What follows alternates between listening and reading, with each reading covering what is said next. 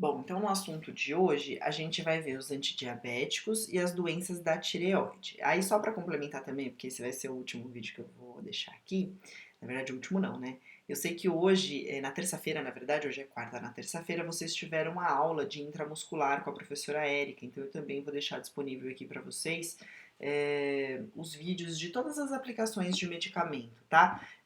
O jeito que eu deixei aqui foi de uma forma amadora, certamente. Eu sei que vocês vão ver no laboratório, então para vocês é mais fácil lá no laboratório, mas eu também vou disponibilizar aqui a técnica para ficar gravada e vocês poderem revisitar quantas vezes vocês quiserem, tá bom? E aí a gente aproveita e eu deixo a da subcutânea, que é o assunto de hoje também. Então vamos lá. A gente vai ver, eu vou ver com vocês hoje os antidiabéticos e as doenças da tireoide, né? Que são os medicamentos utilizados para esse fim. Assim sendo, a gente precisa relembrar ou ver agora de primeira o que trata-se aí da diabetes. Então, a diabetes mellitus, ela não é uma doença só de um problema, né? Ela é uma doença com um grupo heterogêneo de distúrbios metabólicos, né? Que apresenta em comum a hiperglicemia. Então, vários fenômenos que acontecem, né? E eles trazem aí a hiperglicemia. Então, toda vez que vocês lembrarem da palavra hiper significa mais, glicemia, açúcar no sangue. Então, a hiperglicemia é o aumento do açúcar no sangue. E a diabetes é uma doença de alguns fenômenos que faz isso acontecer, que faz a glicemia aumentar, né?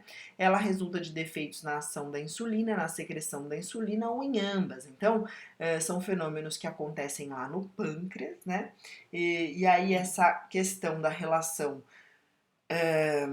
insulina e glicemia faz com que isso de alguma forma dê errado e aí a glicemia aumente de forma brutal. Então, a hiperglicemia significa o aumento de diabetes diabetes é ótimo, né? O aumento de glicose no sangue e por isso a pessoa tem a diabetes. Existem várias classificações, ó, eu coloquei a classificação etiológica aí, que a diabetes ela pode ser DM, que é diabetes mellitus do tipo 1, e aí ela vai ser do tipo 1 autoimune ou idiopática, como vocês estão vendo aí. Ela pode ser do tipo 2, existem outros tipos específicos de diabetes e também existe a diabetes gestacional, tá bom? A diabetes tipo 1 autoimune, como o nome já diz, é algum processo de autoimunidade, ou seja, o próprio corpo desenvolve algo contra ali, né? E aí a imunidade do paciente faz com que ele tenha aí essa questão da diabetes. O idiopático é aquele que não há causa, então não há causa conhecida. Não é uma questão imune, mas também não há causa conhecida, ninguém sabe por que acontece. Por isso que o nome é idiopática, né? E normalmente a diabetes tipo 1 é que é assim. Já a diabetes tipo 2 é a diabetes mais comum que existe entre a sociedade, porque ela está relacionada a vários fatores, né? E o principal deles é o estilo de vida da pessoa. Então, muitas vezes a alimentação rica em açúcar associada à obesidade, por exemplo, faz com que o paciente desenvolva diabetes tipo 2, tá bom? Diabetes gestacional, só na gestação, e existem outros tipos, como eu falei para vocês, mas não é o caso que a gente vai abordar aqui. Eu coloquei a definição de diabetes tipo 1 e de tipo 2 só para vocês entenderem. Então, ó, a forma presente do tipo 1, em 5 a 10% dos casos, é o resultado da destruição de células beta-pancreáticas com consequente deficiência de insulina, né? Na maioria dos casos, é a destruição das células betas, ela é medida por autoimunidade, como eu disse, mas pode ser idiopática também. Porém, existem casos, né, em que não há evidências do processo autoimune e aí ela é considerada idiopática. A diabetes tipo 1, ela se dá na infância, tá? Então, esse defeito que acontece, né, aí na questão pancreática, beta-pancreática do paciente, ela acontece na infância e na adolescência. Então, vocês não vão ver um paciente desenvolver diabetes tipo 1, por exemplo, na fase adulta. É muito mais difícil isso acontecer, né? É muito mais comum a pessoa ter, né, diabetes tipo 1 na infância. Por isso que há uma porcentagem tão pequena de casos, né, de 5 a 10%, porque depois que a pessoa passa da idade da adolescência, ela já quase não corre mais o risco de desenvolver essa doença nem autoimune nem de forma idiopática. Já a diabetes tipo 2, deixa eu ler com vocês, olha lá, ela é uma forma presente em 90 a 95% dos casos e caracteriza-se por defeitos na ação e na secreção da insulina. Em geral, ambos os defeitos estão presentes quando a hiperglicemia se manifesta, porém, pode haver predomínio de um deles, né? A maioria dos pacientes com essa forma de diabetes apresenta sobrepeso ou obesidade. Então, a diabetes tipo 2, ela já é uma doença desenvolvida na idade adulta, né? E está diretamente relacionada ao estilo de vida do indivíduo. Então, se a pessoa tem um estilo de vida em que ingere muito mais do que gasta, ela já causa aí a obesidade, o sobrepeso ou a obesidade, e isso faz com que a hiperglicemia aconteça de forma frequente e a pessoa seja diagnosticada com diabetes, tá bom? Eu coloquei para vocês verem aqui mais ou menos quanto que são os valores, né, de glicemia, e aí em jejum é de 70 a 130 e após 2 horas após as refeições até 160. Vejam, gente, que esses são valores aceitáveis para pessoas já com a doença, tá bom? E não pessoas saudáveis, né? Então, pessoas já com diabetes do tipo 2, recomenda-se que fiquem com a glicemia entre 70 e 130. Já não é mais aí uma condição normal dessa pessoa, tá bom? Não é uma pessoa em condição normal, já é uma pessoa com a doença diabetes. E como que se trata isso de forma farmacológica? Existem 2 tipos de tratamento farmacológico para esse paciente. Os hipoglicemiantes via oral e a insulina, que é algo injetável. Então aqui, ó, o fármaco hipoglicemiante oral mais comum é a metformina. E as sulfonilureias, né, que é a glibenclamida e a glicazida. Então esses 3 grupos, esses 3 medicamentos aqui, eles são os medicamentos mais utilizados como hipoglicemiantes orais, ou seja, o paciente toma esses medicamentos junto com as refeições, como vocês estão vendo aqui, ó. Então normalmente, ó, um paciente que toma metformina, ele toma de 500 a 2.550 gramas, fracionados 1 a 3 vezes por dia durante as refeições desse paciente, né? E as sulfonilureias, que é a glibenclamida ou a glicazida, lá ó, é de 2,5 miligramas a 20 miligramas, de 1 a 2 vezes ao dia também nas refeições, ou também pode ser aí até 3 vezes ao dia também nas refeições. Vejam, por que estes medicamentos têm que ser tomados, durante as refeições? Por quê, pessoal? Porque eles vão agir diretamente no controle da hiperglicemia. Quando que a hiperglicemia acontece no paciente diabético? Quando ele ingere carboidratos, né? Quando ele ingere um alimento. Então não faz sentido ele tomar esse medicamento em jejum, por exemplo. Por quê? Porque ele não vai ter um pico de glicemia no sangue dele. Ele só vai ter pico de glicemia quando ele ingerir alimentos. Então, para tentar controlar este pico, o paciente toma o hipoglicemiante junto, né? Então eles tendem a fazer a ação junto. Quando a comida, né, chega lá no sangue em forma de glicemia, o medicamento também chegou junto, por isso que eles precisam ser tomados juntos, tá bom? E a insulina, ela já não é algo tomado via oral, né? É um medicamento injetável. E aí existem basicamente 2 tipos que são disponibilizados no SUS. Eu vou colocar no próximo slide mais um tipo, mas os mais comuns disponibilizados no SUS são a NPH e a insulina regular. A insulina NPH, ela toma ao deitar, né, o aumento gradual, e aí o paciente toma 10 unidades, aqui quer dizer assim, ó, 10 unidades ao deitar, ou aumento gradual a cada 2 unidades. Então, se for insuficiente, o paciente pode ir aumentando essa dose aí de 2 em 2 unidades, e se for para reduzir porque o paciente teve hipoglicemia, ele vai tomar aí 4 unidades. Ele vai reduzir aí, na verdade, 4 unidades. E se necessário, ele adiciona aí, ó, mais de uma injeção por dia, né? Isso porque o paciente pode ter picos de hiperglicemia durante várias horas do dia, porque o paciente faz várias refeições, tá bom? E a regular, ela é em situações de descompensação aguda, né? Então, se o paciente tomou a insulina NPH, que é aquela que dura mais, eu vou deixar uma tabelinha para vocês, ela dura durante um período maior, né? E ainda assim não foi possível controlar esta hiperglicemia, o paciente ainda continua hiperglicêmico, ele vai fazer uso da insulina regular, que é uma insulina de ação mais rápida. Ela termina, também sai do corpo mais rápido, mas ela consegue controlar de uma forma mais rápida esta hiperglicemia. Então, basicamente, vocês já devem ter ouvido falar por aí que existe a insulina de ação rápida e a de ação lenta. De ação lenta, NPH. De ação rápida, insulina regular. E eu vou mostrar a diferença para vocês. Então, lá, a de ação rápida é a insulina regular, que eu disse para vocês. Ela começa aí, tem um início, ó, em 30 minutos ela já começa a fazer efeito, tem o pico de ação dela, ou seja, ela tá funcionando muito bem mesmo, dali 2 horas e termina a duração dela entre 8 a 10 horas. Então, quando que o paciente toma? Vejam, se ela começa a fazer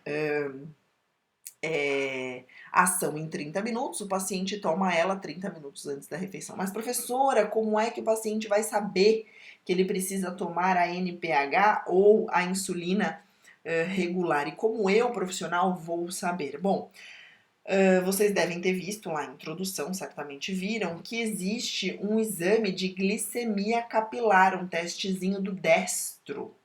Destro, na verdade, a gente não costuma falar, porque o destro, ele é uma marca, né? Então a gente chama de glicemia capilar. O que é a glicemia capilar? Faz aquele furinho no dedo, tem até uma foto aqui no livro de vocês. Faz lá o furinho no dedo, tira um sanguinho e esse sanguinho, a gente coloca ele numa máquina, ó, numa fitinha, aqui dá pra ver, ó. A gente fura o dedo do paciente, coloca nesta fitinha aqui e coloca num aparelho. Este aparelho vai fazer a leitura da glicemia capilar do paciente.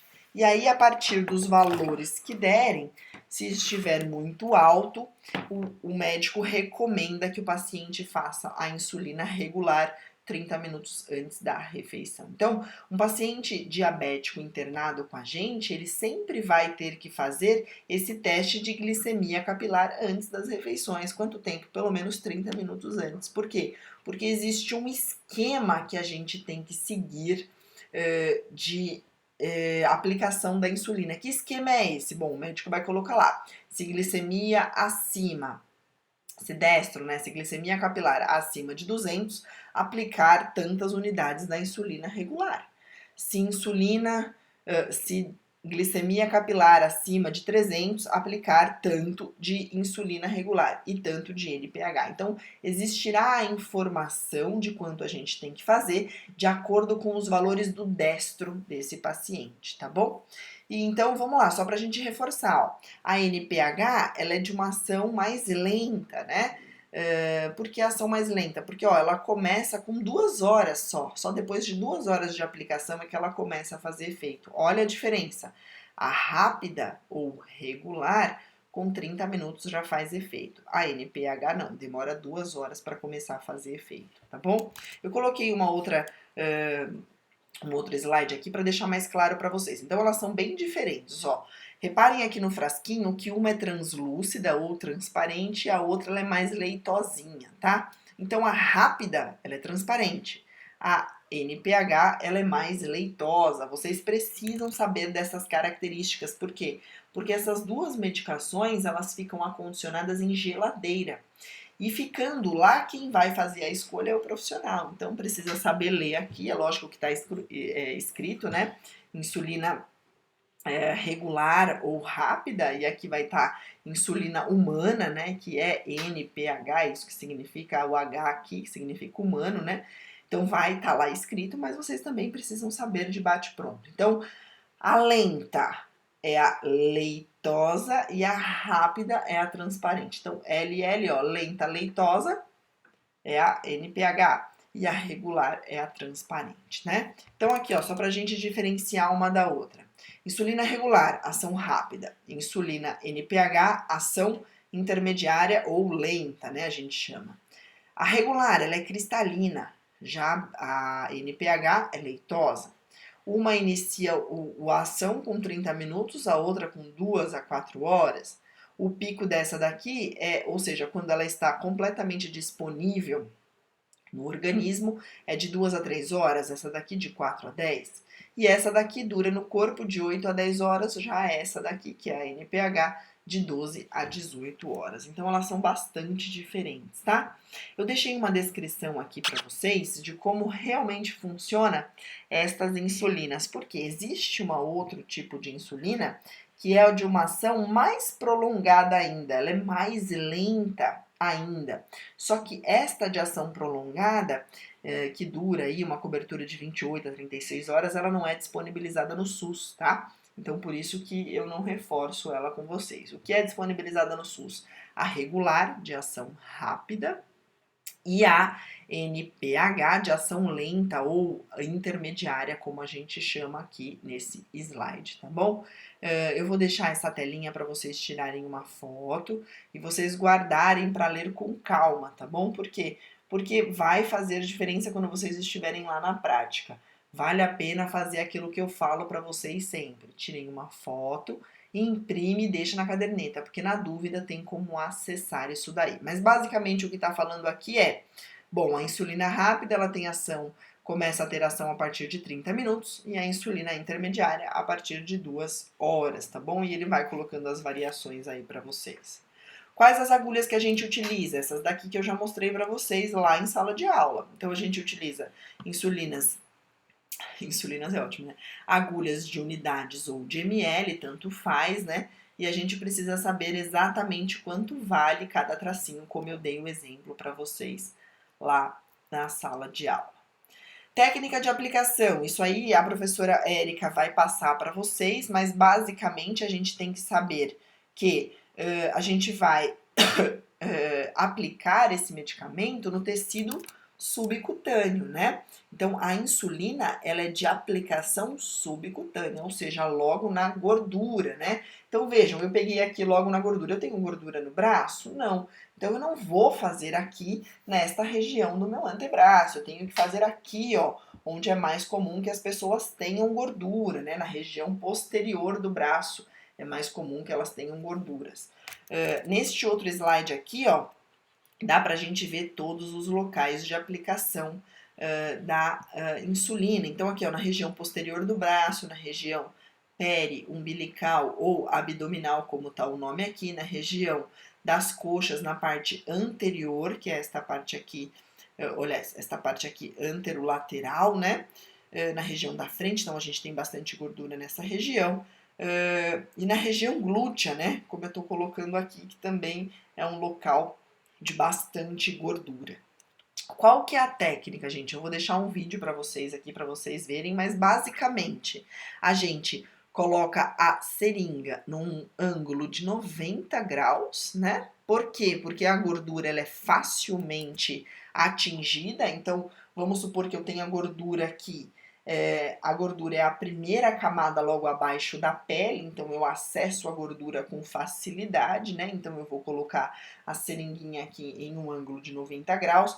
Quando isso muda, gente? Se a gente pegar um paciente muito emagrecido, se o paciente for muito magro e não tiver gordura aparente, eu posso angular a agulha, mas normalmente a gente faz assim, ó, com um ângulo de 90 graus, como está colocado aqui neste desenho, né? Há necessário de fazer uma prega.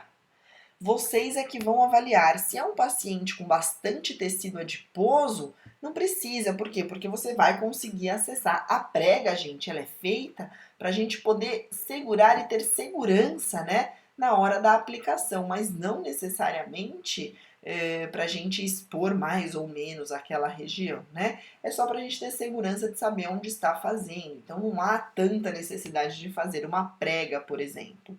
Se o paciente tem bastante gordura, eu não preciso fazer. Se o paciente tem muito pouca gordura, é aquele paciente muito emagrecido, e eu me sentir mais seguro segurando, né? Tiver mais segurança na técnica se eu segurar aqui, ó, ops, eu posso fazer uma prega, né, para eu sentir onde o paciente tem mais gordura, tá? Então não há uma regra.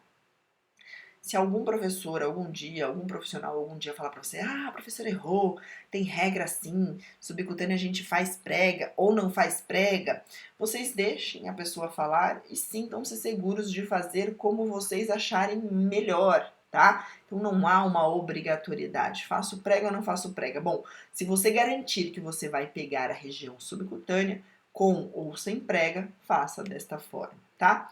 E um outro detalhe é que como a região subcutânea ela é pouco vascularizada, não há necessidade da gente fazer a técnica da aspiração que a professora Érica vai ensinar para vocês lá. Ela vai provavelmente ensinar na parte da intramuscular, tá? Não há necessidade. Por quê? Porque certamente eu não vou pegar nenhum vaso sanguíneo, porque não existem grandes vasos sanguíneos no tecido subcutâneo. Então não há o risco de eu atingir um vaso sanguíneo nessa região, tá bom? Então eu vou deixar também um vídeo aqui da aplicação para vocês verem a aplicação. Não vou fazer uma aplicação numa pessoa, eu vou fazer uma aplicação numa fruta, mas já ajuda para vocês saberem a técnica, tá bom? Eu no próximo vídeo eu deixo esse próximo assunto que eu mostrei aqui, que são as doenças da tireoide, só para separar como a gente tem sempre feito. Até já!